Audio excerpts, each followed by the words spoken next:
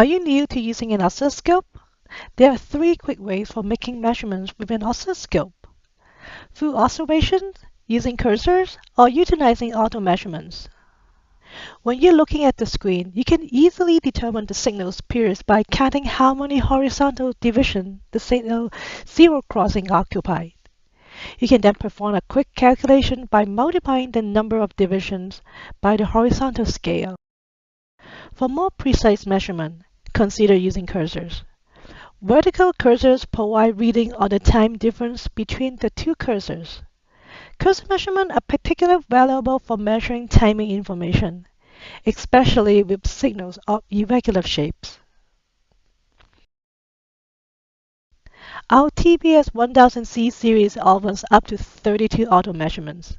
These features allows the oscilloscope to automatically perform various time of measurements, providing a quick insight for debugging your circuit.